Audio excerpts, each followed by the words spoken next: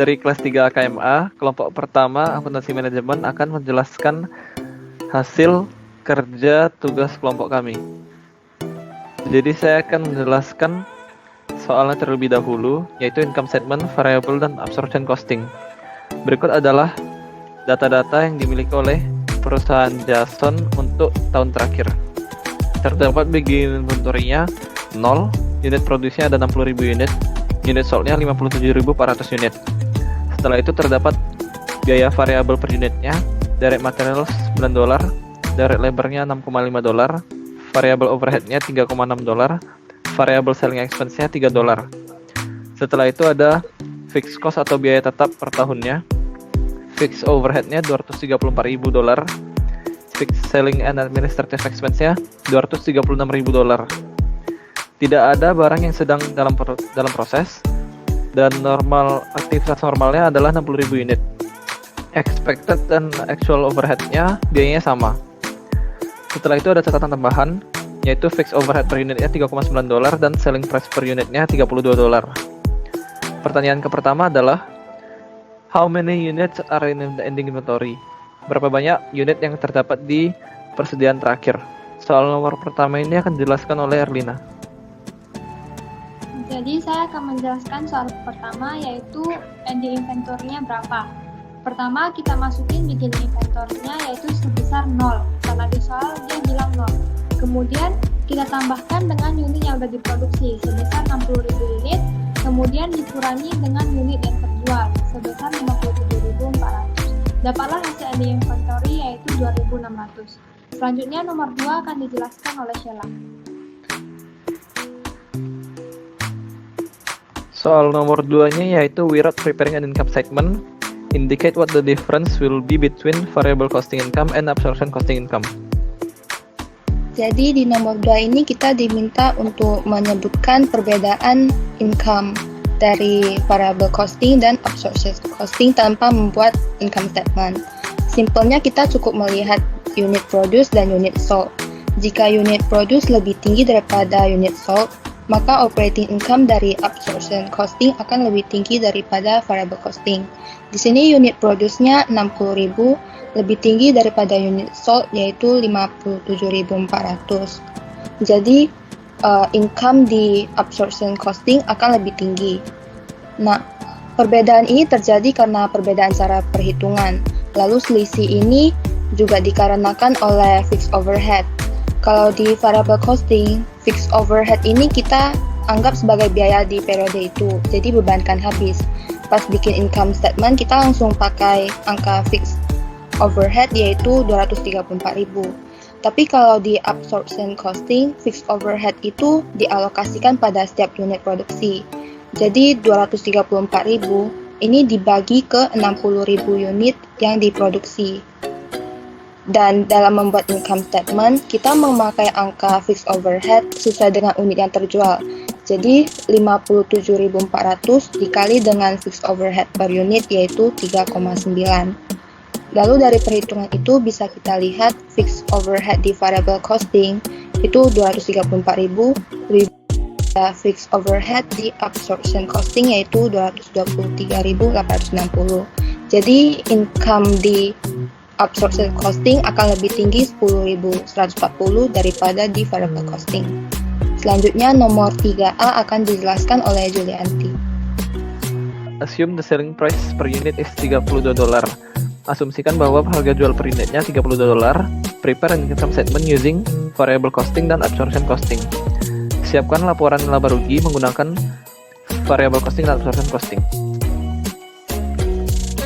Sekarang saya akan menjelaskan income statement yang metode variable costing. Pertama kita harus mencari sales-nya itu berapa.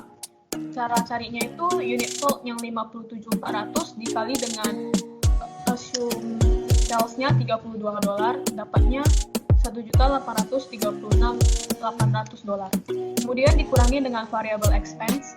Variable expense di sini terdiri atas direct material, direct labor, variable overhead, dan variable selling expense. Keempat tersebut ditambahin, kemudian dikali dengan unit sold-nya, dapatlah $1.268.540. Sales dikurang variable expense didapatkan contribution margin sebesar $568.260.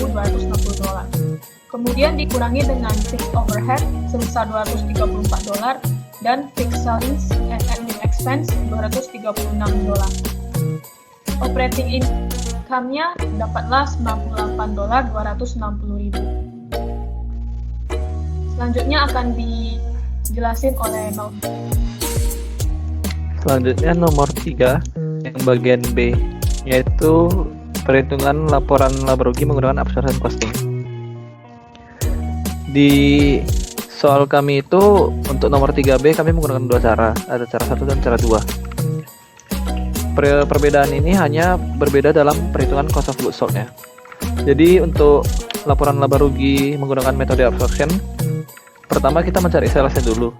Salesnya didapatkan dari unit sold 57.400 dikali dengan harga jualnya $32. Dapat $1.836.800. Setelah itu kita hitung COGS dengan cara pertama, yaitu dengan mengambil nilai direct material $9 dikali dengan unit sold-nya 57.400, dapat $516.600. Setelah itu direct labor $6,5 dikali dengan unit sold-nya 57.400, dapat $373.100. Setelah itu variable overhead-nya $3,6 dikali dengan unit sold-nya lagi 57.400, dapat $206.640. Yang terakhir fixed overhead-nya. Fixed overhead per tahunnya kita bagi dengan total unit produksinya. 234.000 dibagi dengan 60.000, dapat per unitnya $3,9. Setelah itu $3,9 kita kali dengan unit sold-nya 57.400, dapat 223.860.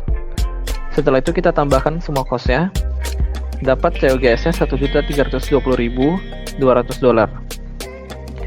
Kita masukkan COGS-nya, setelah itu kita kurangin dengan sales, kita kurangin dengan COGS, dapat gross profit-nya $516.600. Setelah itu kita kurangkan dengan variable selling expense dan fixed selling and administrative expense.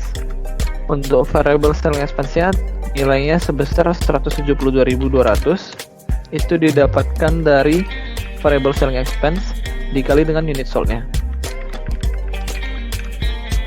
Habis itu untuk fixed selling and admin expense langsung kita ambil per tahunnya $236.000.